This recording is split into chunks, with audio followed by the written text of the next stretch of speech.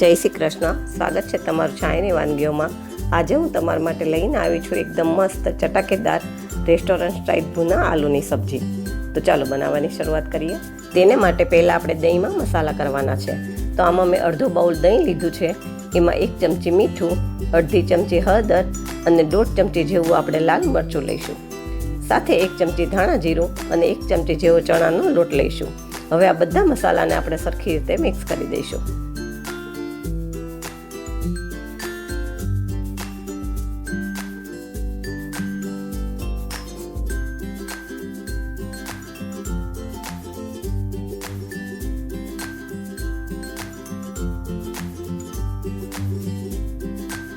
હવે આપણા દહીંમાં મસાલા સરસ મિક્સ થઈ ગયા છે. તો આપણે શાક વઘારી લઈએ.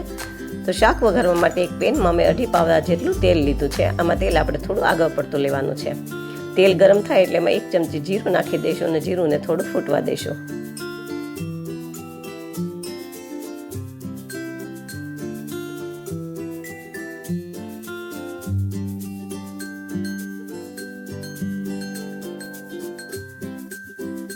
આપણું જીરું સરસ ફૂટી ગયું છે. તેમાં મેં 2 લીલા મરચાંના ઊભા કાપા કરીને લીધા છે, એ નાખી દઈશું. થોડા લીમડાના પાન અને 1 ચમચી આદુ લસણની પેસ્ટ લીધી છે, એ નાખી દઈશું. અને આ બધા મસાલાને થોડા તેલમાં સાતળી લઈશું. જો તમને મારી વાનગીઓ પસંદ આવે તો મારા વિડીયોને લાઈક કરજો, શેર કરજો અને મારી ચેનલને સબસ્ક્રાઈબ કરજો. હવે આમાં મેં એક મોટી ડુંગળીને એકદમ ઝીણી સુધારીને લીધી છે, એ નાખી દઈશું. અને એને પણ થોડો કલર બદલાય ત્યાં સુધી 2 મિનિટ જેવું આપણે એને સાતળી લઈશું.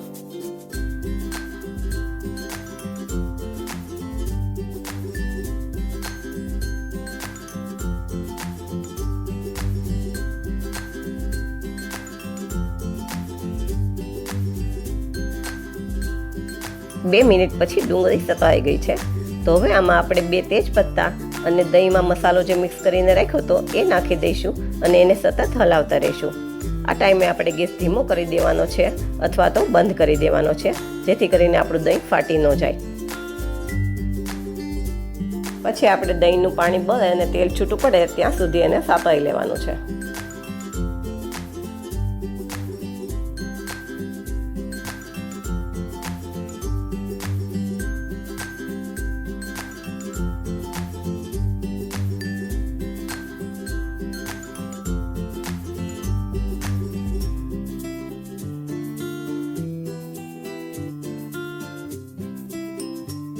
હવે આમાં મેં 2 ટમેટાની પ્યુરી બનાવીને લીધી છે, એ નાખી દઈશું અને આને પણ તેલ છૂટું પડે ત્યાં સુધી ચડવા દઈશું.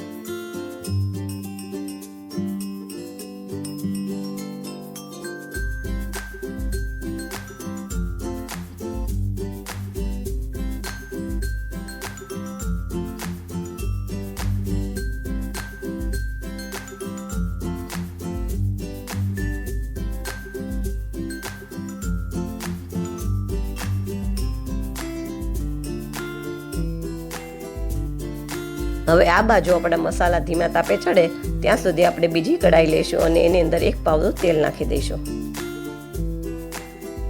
હવે આમાં 1 મોટી ડુંગળીને મેં ઊભી સ્લાઇસ કરીને લીધી છે, એ નાખી દઈશું. આમાં આપણે ડુંગળીને બહુ નથી સાતળવાની, ચાવવામાં થોડો ક્રંચ આવે એવી રાખવાની છે.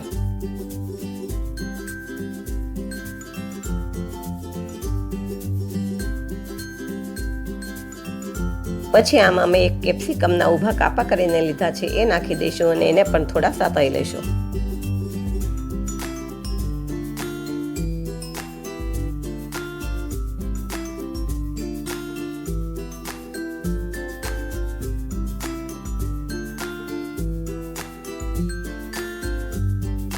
હવે બંને વસ્તુ થોડી સતાઈ જાય પછી આમાં મેં 4 બટેટાના બાફીને લીધા છે અને આવી રીતે કાપી લીધા છે, એ નાખી દઈશું અને એને પણ થોડા સાતળી લઈશું.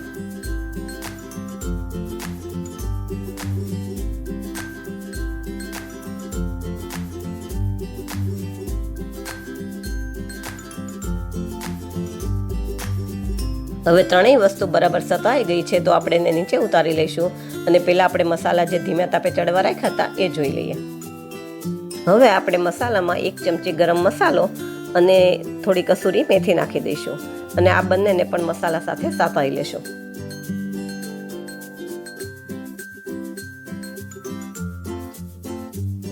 હવે રસો કરવા માટે મેં આમાં અડધો ગ્લાસ જેટલું પાણી લીધું છે.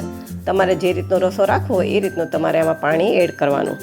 થોડું મિક્સ કરી દઈશું અને ઢાંકી અને 2 મિનિટ જેવું ચડવા દઈશું.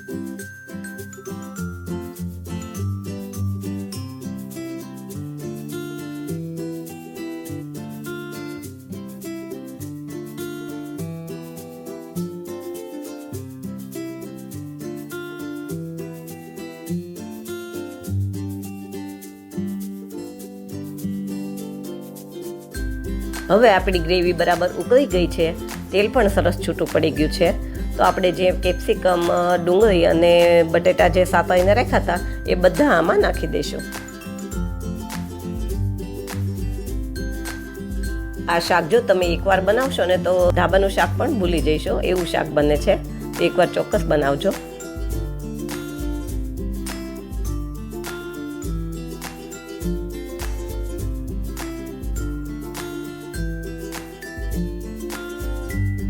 હવે બધું બરાબર મિક્સ કરી દઈશું અને ઢાંકીને થોડી વાર ચડવા દઈશું.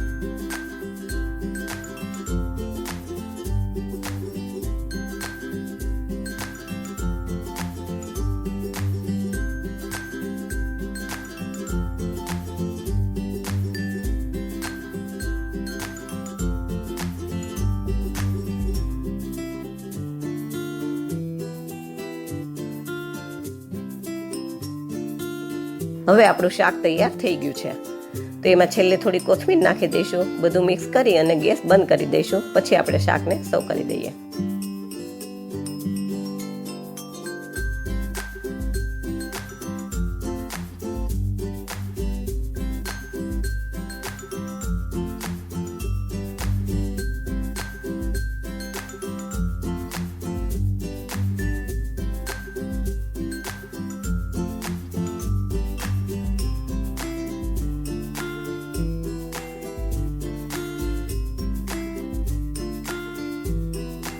આ શાકને તમે રોટલી, પરાઠા કે ભાખરી સાથે ખાઈ શકો છો.